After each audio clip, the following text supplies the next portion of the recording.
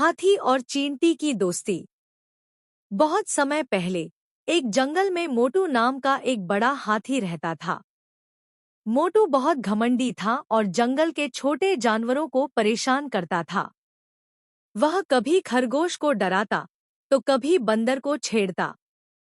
एक दिन जंगल में एक छोटी चींटी जिसका नाम मिनी था, उसने मोटू की हरकतों को देखा।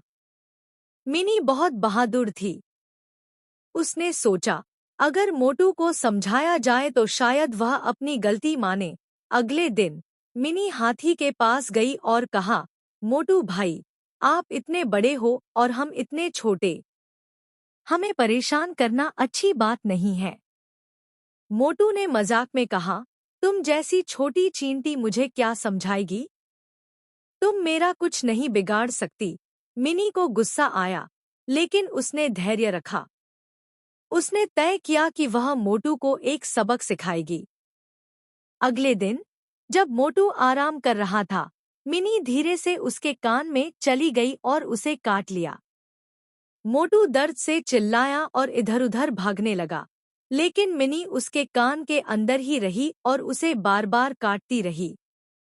अंत में मोटू ने हार मान ली और मिनी से माफी मांगी। उसने वादा किया कि वह अब किसी को परेशान नहीं करेगा। मिनी ने कहा, देखा, आकार से कोई बड़ा या छोटा नहीं होता।